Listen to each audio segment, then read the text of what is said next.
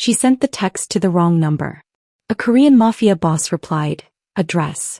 No. He's already dead." Jane Wallace's vision blurred as she stared at her phone screen through a curtain of tears. Her right arm hung at an impossible angle, the bone pressing against skin like something trying to escape. The bathroom floor was cold porcelain beneath her, but the only cold she felt was the ice of pure terror flooding her veins. Blood dripped from the gash above her eyebrow where Caleb had slammed her head against the mirror. "Jane, open this door." Caleb's voice seeped through the wood, deceptively calm. "I just want to talk, baby. You know I didn't mean it." You smiled at him. What was I supposed to think?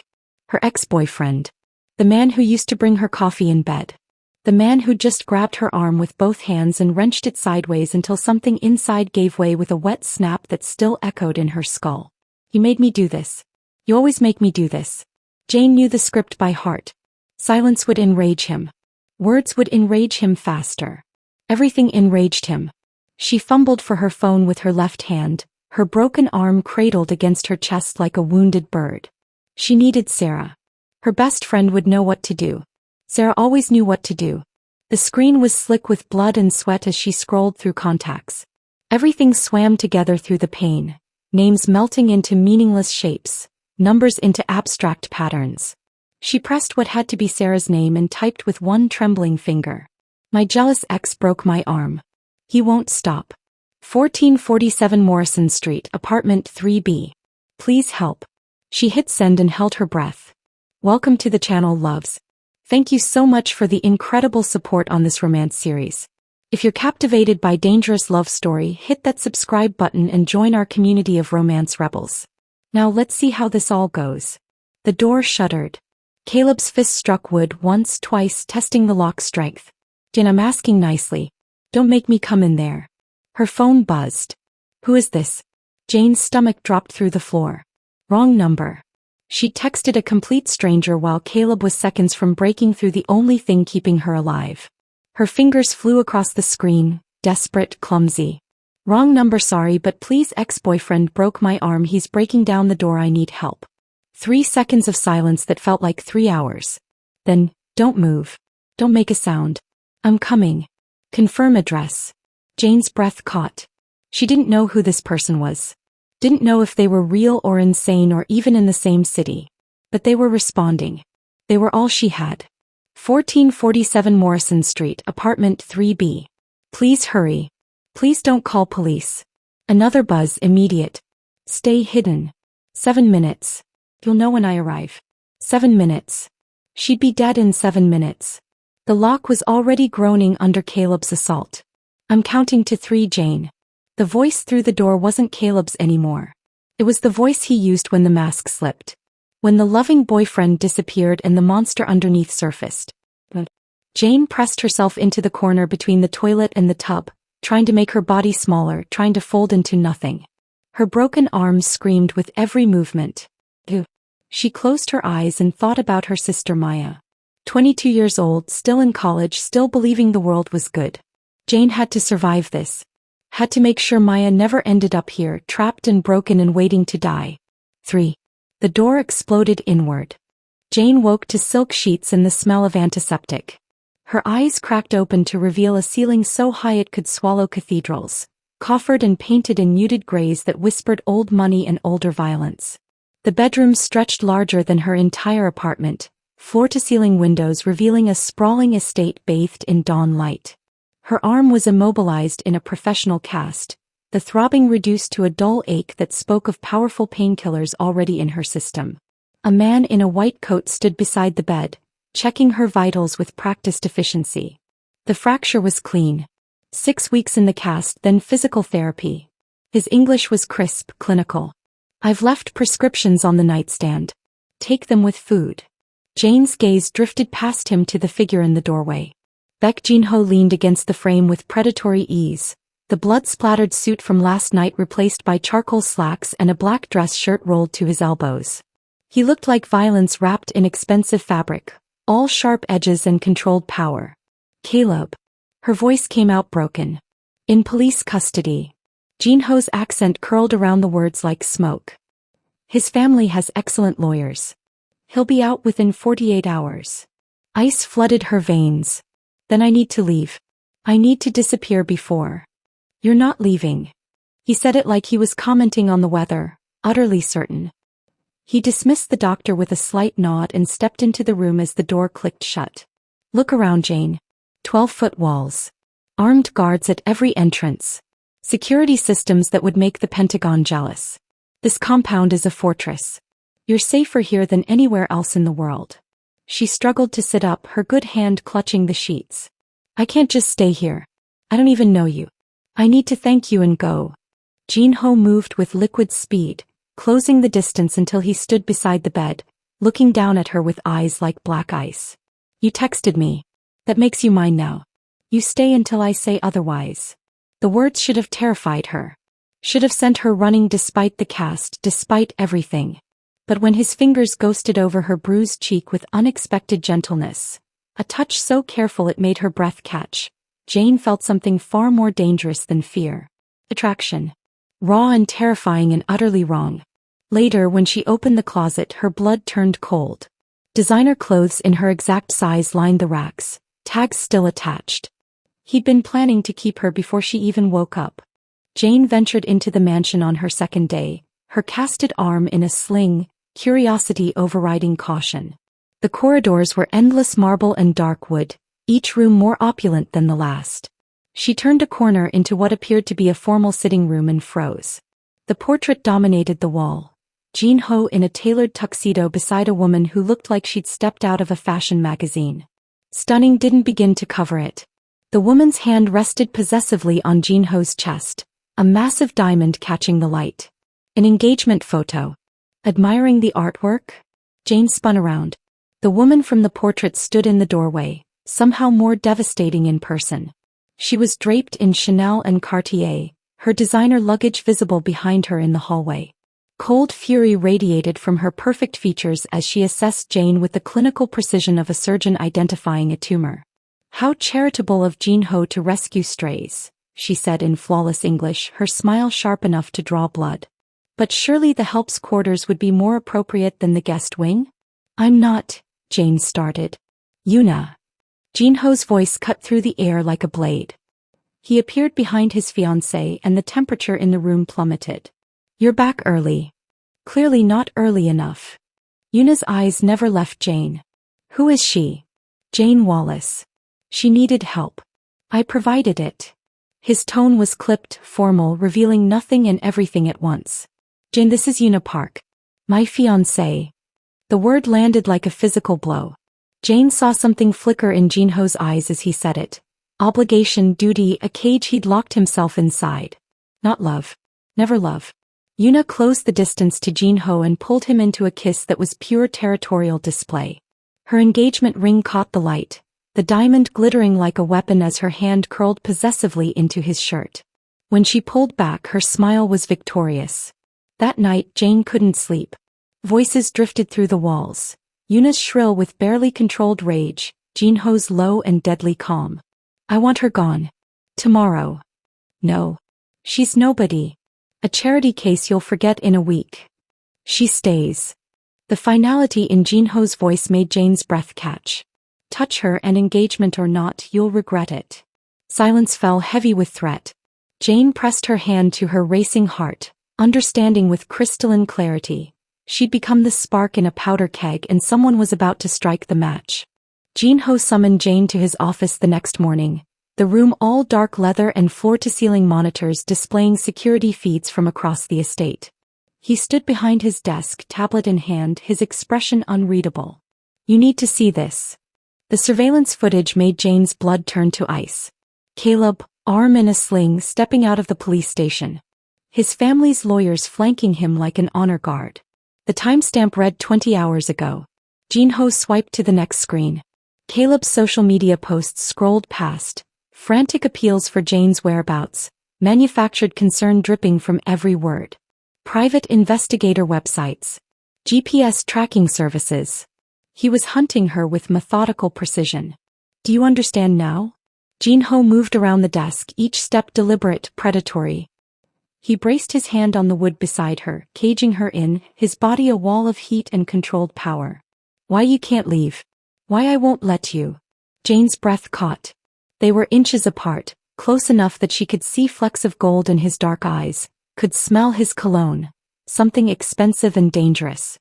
The air between them crackled with electricity that had nothing to do with fear and everything to do with the way his gaze dropped to her lips. Jinho. The door exploded inward. Yuna stood framed in the doorway, her fury volcanic, her perfect composure shattered. She took in the scene, Jinho's proximity to Jane, the intimacy of their position, and something broke. You shameless bitch. Yuna closed the distance in seconds, her hand connecting with Jane's cheek in a sharp crack that made stars explode across her vision.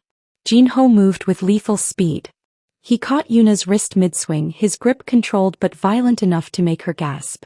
When he spoke, his voice was quiet, and that made it more terrifying than any shout. Never again. She's seducing you. I'll call my father, I'll tell him. Get out. 2 words delivered like a death sentence. Yuna fled, her heels clicking frantically down the corridor. Jinho turned back to Jane, his expression softening in a way that made her chest ache.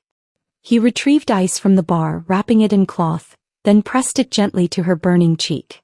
His fingers lingered against her skin, the touch more intimate, more dangerous than any kiss. In her room, Yuna stared at her phone with shaking hands. She pulled up a number she'd found through her father's police contacts and dialed. Caleb Morgan? I have a proposition for you. The bar reeked of stale beer and desperation, exactly the kind of place Jinho's men would never think to look.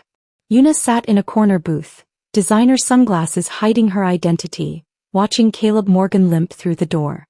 His arm was in a sling, his face a canvas of purple bruises, but his eyes burned with obsessive madness. You said you could help me get to Jane. He slid into the booth without preamble, voice raw with need.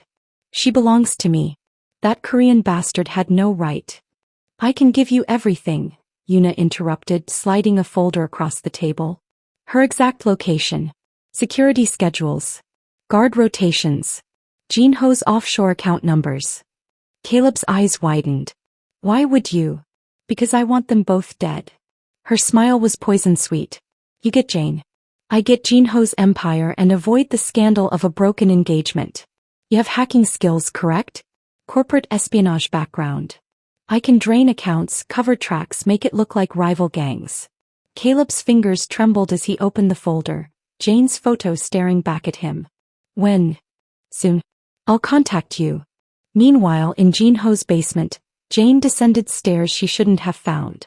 The sounds drew her, muffled screams, the wet crack of breaking bone. She should have run. Instead, she pushed open the door. Jinho stood in blood-splattered shirt sleeves, his knuckles raw, a man zip-tied to a chair before him. He was extracting information with surgical precision, each blow calculated, controlled, devastatingly efficient. When he noticed Jane in the doorway, something dark flickered in his eyes, waiting for her revulsion. She felt none. Only a dark thrill watching his power unleashed, seeing the monster he truly was. That night, Jinho found her on the terrace, city lights glittering below. The tension that had been building between them for days finally snapped. He crossed the distance in 3 strides, pulling her against him, his mouth claiming hers with desperate hunger. Jane kissed him back with equal ferocity, all pretense shattered. They broke apart, breathing hard. This is wrong, Jane whispered against his lips. Jinho's smile was wicked, dangerous, perfect. I've never done anything right. They barely made it to his bedroom, tangled together, consequences forgotten in the heat of skin and wanton forbidden desire. Neither noticed the security camera footage. Caleb in the shadows beyond the estate walls, watching, planning, his obsession feeding on the sight of Jane in another man's arms. If you're still with us and loving this twisted tale of revenge and redemption, drop a comment and subscribe. I want to know you're riding this dark romance wave with me. Jane woke to silk sheets and Jinho's arm draped possessively across her waist, dawn bleeding through the curtains in shades of gold and rose. His breathing was steady against her neck, his body warm and solid, a fortress she never knew she needed. For one stolen moment, cocooned in his heat and the aftermath of their passion, the world felt safe. The door exploded inward like a gunshot. Minjun stood in the doorway, wild-eyed and breathless, his tablet clutched like a weapon. We've been hit. 10 million from the Cayman account. Gone. Jin-ho moved with predatory speed, the lover evaporating as the Mafia boss emerged. He was across the room before Jane could blink, scanning the tablet with laser focus, his jaw carved from stone. The Russians. Has to be. No one else could penetrate our. Wait. Jane slipped out of bed, pulling on his discarded shirt as she moved to his side. Her programmer's instincts kicked in, eyes tracking the data stream. The access timestamp. It's from inside the estate network. The temperature in the room plummeted. Jin-ho's eyes went black as midnight. That's impossible. But Jane's blood had already turned to ice, puzzle pieces clicking into place with horrifying clarity. While Jin-ho convened an emergency war council with his men, Yuna appeared like a designer phantom, all Chanel concern and calculated tears. Darling, this instability, we should move up the wedding. Show our enemies we're united, strong.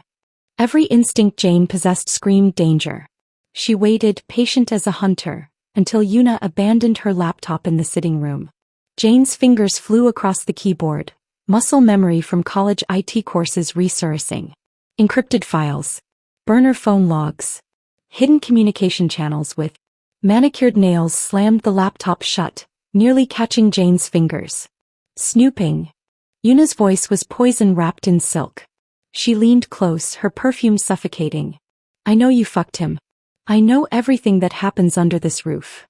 Her smile could have drawn blood. You think you're special? You're a broken toy he'll discard the moment you bore him. And when he does, I'll bury you so deep they'll never find the body. Jane's mouth opened, but Yuna wasn't finished. You should have stayed in that bathroom and let your pathetic ex finish what he started. The explosion swallowed Jane's response. The world shook, windows shattering into diamonds of death, alarms shrieking like wounded animals. Jane ran toward the sound on instinct, her heart a fist in her throat. Jin-ho's Mercedes was an inferno in the circular drive, flames clawing at the sky. Oh, not him. Please God, not him. But it was Sungmin, Minjun's best friend, Jin-ho's most loyal guard, who'd borrowed the car for a morning supply run. What remained of him wasn't recognizable as human.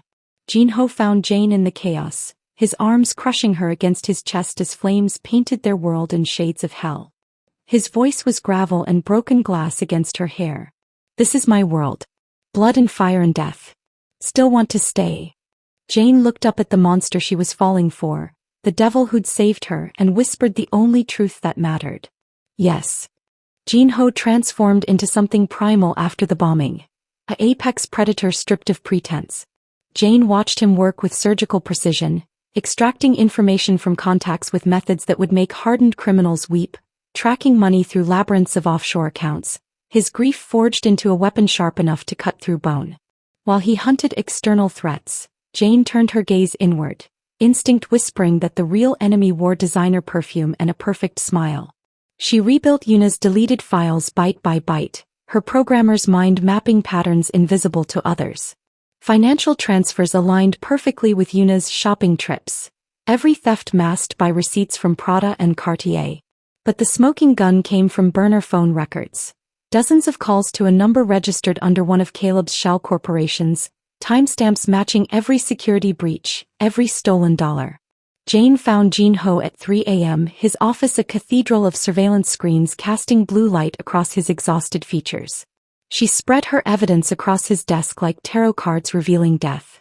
Yuna. It's been Yuna all along.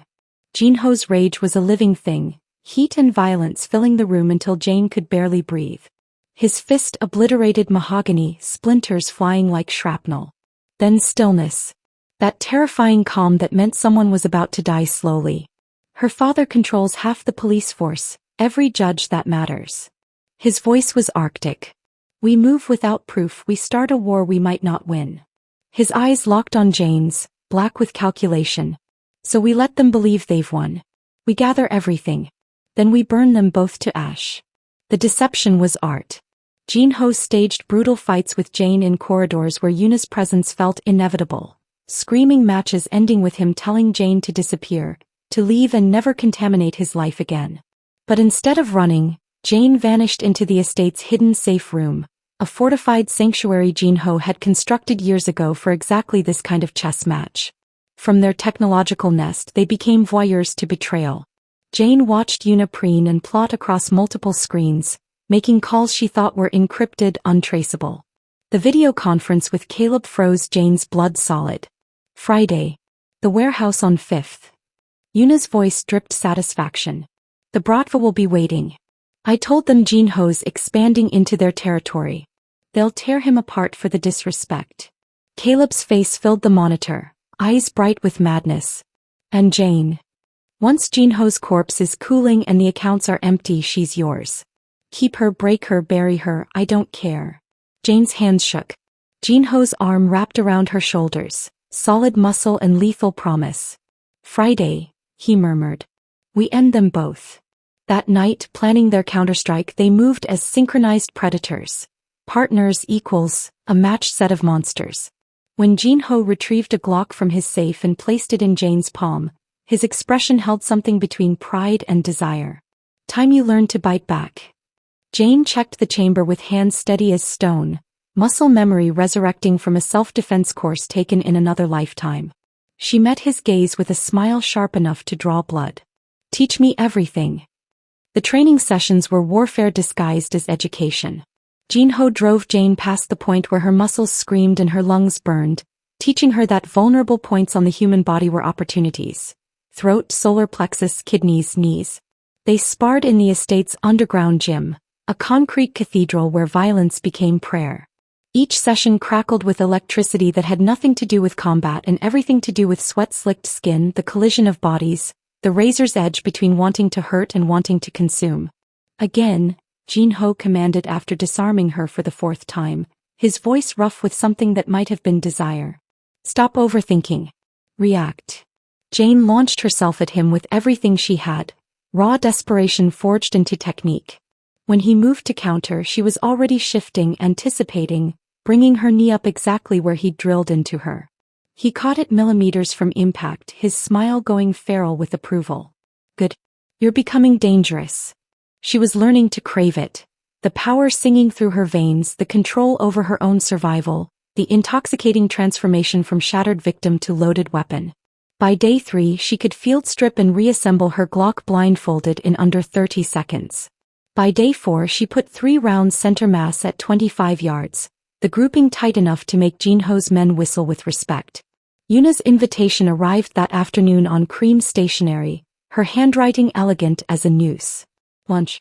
The Jade Tea Room. Come alone. Jane wore the wire Jinho had given her, hidden in a bracelet that cost more than Caleb's car, and played the role of defeated rival one final time. Yuna was incandescent with approaching victory, ordering Dom Perignon like she was toasting over a fresh grave. I want you to understand what's coming, she purred, leaning close enough that her Chanel No. 5 became suffocating. Friday night, Jinho dies. The Bratva will make it last. They have standards to maintain, a reputation built on creative suffering. And Caleb, her smile could have curdled milk. Sweet, obsessed Caleb gets you as payment for draining the accounts. Jane let her teacup rattle in her hands. What do you mean? He's planning to take his time. Days, maybe weeks. He described some fascinating ideas involving pliers and a blowtorch. Something about teaching you who you belong to. Yuna's laugh was crystalline and cruel. You should have stayed broken in that bathroom and saved everyone the trouble.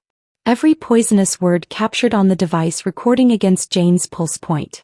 That night, Jinho detonated the engagement in front of an audience. His men, household staff, everyone who mattered in their world. End this or I release everything. Your family's tax evasion, the bribery networks, the money laundering, that prosecutor who vanished before he could testify. Yuna's composure fractured for one beautiful heartbeat before she reconstructed it, her smile gracious and venomous. Of course, darling. If that's truly what you want. Her exit was elegant, practiced. I'll be gone by morning. She was moving up the timeline. They both knew it. In the war room, they orchestrated their counterstrike with surgical precision. Minjun and 30 elite soldiers positioned throughout the warehouse. Hidden in shipping containers, perched on catwalks behind false walls. The Bratva would walk into a slaughterhouse. Later, in Jinho's bedroom sanctuary, he pulled Jane against him, his armor finally stripped away. I was dead before you. Just breathing, going through motions in someone else's story. His fingers traced her jaw with devastating tenderness. Whatever happens tomorrow, you gave me something worth dying for. You made me want to live. Jane kissed him with desperate intensity, knowing dawn might bring death for them both. They made love like warriors before battle, fierce and gentle and absolutely without regret. Jin-ho walked into the warehouse with only 3 men flanking him, their footsteps echoing through the cavernous space like a death march. Jane watched from the surveillance van 2 blocks away, her finger trembling over the radio trigger, every nerve ending screaming with anticipation. The monitors displayed multiple angles, Jin-ho moving deeper into the trap, seemingly oblivious, perfectly bait. Something's wrong, Minjun's voice crackled through her earpiece from his position inside a false ceiling panel. Too quiet. They should have made contact by now. Then the shadows birthed monsters. 20 men materialized from behind shipping containers, Bratva tattoos stark against pale skin even on the grainy feeds. Guns drawn in perfect synchronization, forming a kill box that should have been Jin-ho's tomb. Now, Jane breathed into the radio, her voice steady despite her racing heart. The warehouse transformed into beautiful chaos. False walls collapsed like stage props, revealing Jin-ho's hidden army. Shipping container doors exploded outward, releasing another wave of soldiers. Muzzle flashes painted the darkness in strobe light violence. The Bratva had walked into a meticulously orchestrated massacre, and they were dying for their arrogance. Jane's phone vibrated. Video call, unknown number, the one Yuna had given Caleb. She answered and his face filled the screen, eyes bright with pharmaceutical madness and obsessive triumph. Hello, sweetheart. Enjoying the show. Behind him, computer screens displayed cascading numbers, Jin-ho's accounts draining in real time. In 60 seconds he's broke and then I'm coming for you. We'll have so much time together. You're too late, Caleb. We moved everything yesterday. Jane's smile was cold enough to freeze blood. Every account. Every offshore holding. All of it. His confidence cracked like cheap porcelain. You're lying. Complete the transfers. Watch them bounce. We've been 3 steps ahead since you thought you were playing chess. Inside the warehouse, the gunfire was dying, Jin-ho's men executing their ambush with the efficiency of a surgical strike. Bodies littered concrete in spreading pools of crimson. Then movement from the upper office level. Yuna emerged, her Dior replaced by tactical black, a pistol steady in her manicured hands despite the chaos below. You took everything from me. Her scream was primal, broken. She aimed at Jin-ho's back, center mass, kill shot. The report echoed like thunder. Jin-ho spun, blood erupting across his shoulder in a crimson flower. Jane was already moving, abandoning the van, her Glock drawn with muscle memory Jin-ho had drilled into her.